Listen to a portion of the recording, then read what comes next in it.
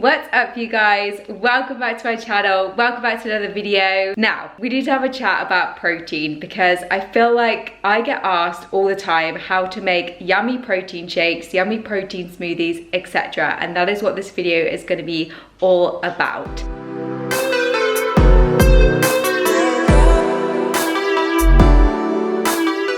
So I decided, instead of just kind of doing an Instagram post or a story or a caption, I would just make a video for you guys showing my 3 favorite protein smoothies at the moment. They're all different flavors.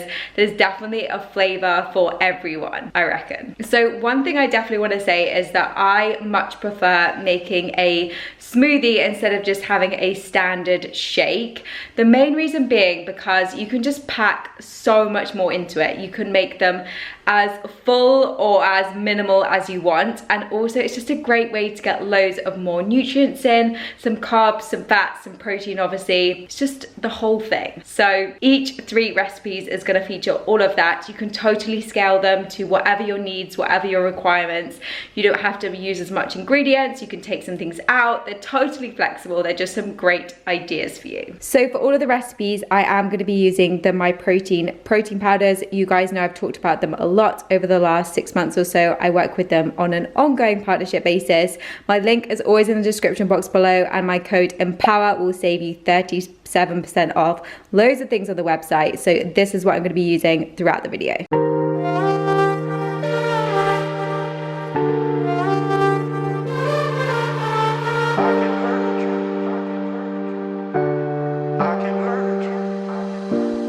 Okay, so for recipe number 1, I'm going to be making a salted caramel smoothie shake. Okay, so we've got a whole different mix of things going on here.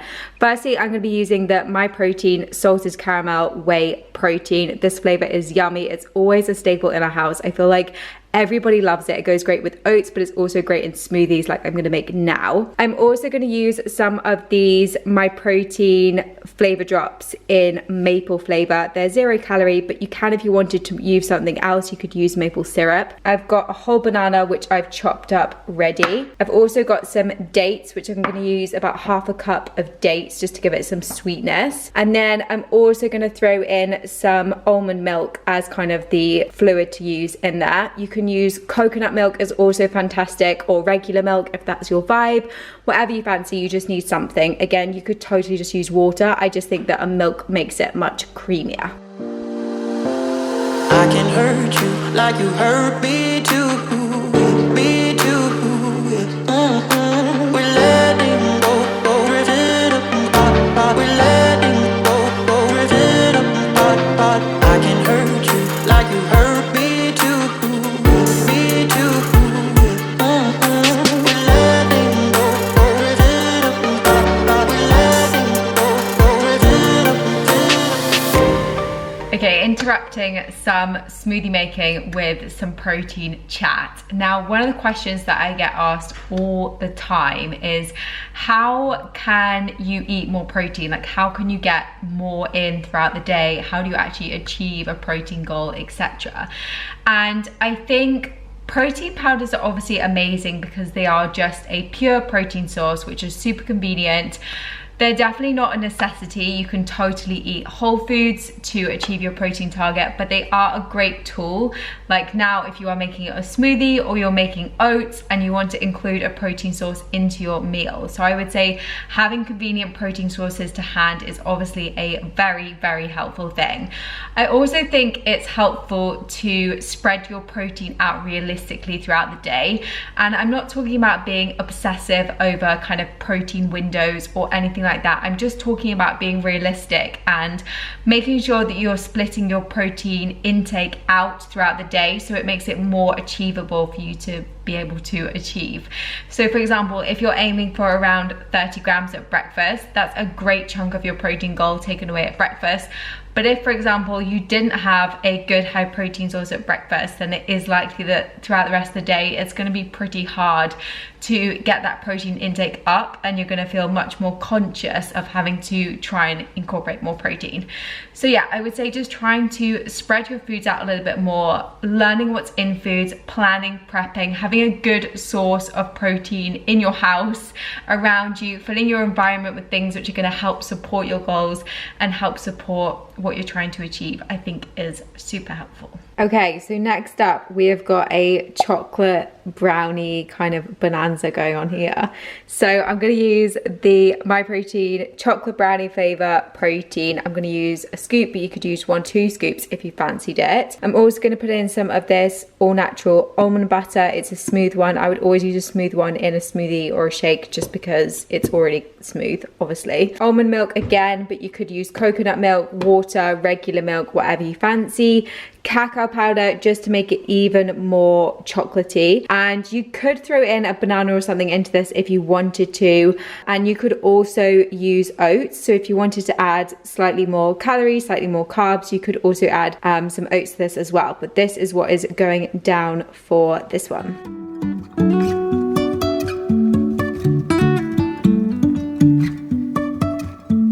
Life is a winding road, no telling where it goes. Driving through days and nights, won't stop for traffic lights. Okay, next question that I feel like comes up all the time is around how much protein do you actually need? How much protein should you have? And how do you figure out how much that should be? Now, I'm just going to share what I have always done as an approach. There are so many different studies with kind of different outcomes and different suggestions. I'm just going to share what I was kind of always taught and what I have always practiced myself, and that is to aim for around 0.8 to 1.2 grams of protein per pound of body weight. So for example, right now I weigh around 145 pounds, so I would be aiming for roughly around 145 grams of protein. Now there are lots of different, like I said, calculations, lots of different studies looking into this.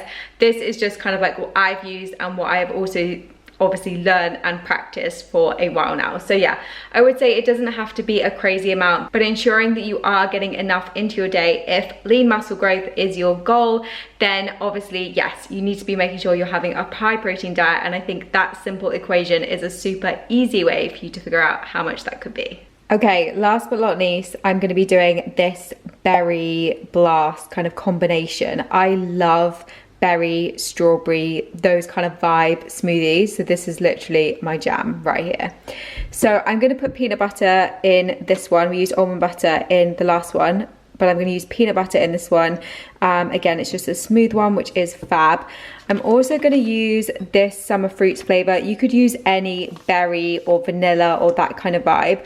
I love getting these sample sachets every time I do a little order. I always get some of these just because they're so handy for traveling, but also for trying new flavors. So this one is summer fruits, which is literally perfect for what we're making. I'm going to use coconut milk in this one. This is one that I normally use. It's the Alpro one, and it has got no added sugar. Finally, I'm going to be using, this is definitely a bit of a cheats mix, but it is a whole mix of different berries in there. So there's blueberries, raspberries, red currants, bananas, pomegranate, blackberries, and strawberries. I'm going to use 2 cups in total of this because I want it really nice and berry flavored. Frozen fruit is literally ideal for smoothies because it makes it really nice and cold, but it also is really fresh fruit, and it's often a lot cheaper to buy fruit like this. I did forget to say in the other recipes that if you do prefer your smoothies really nice and cold and slightly thicker, then definitely add some ice to them too. We don't have any ice in the house today, so I couldn't add that to it. But when you're using frozen fruit and stuff, you definitely don't need to worry about ice.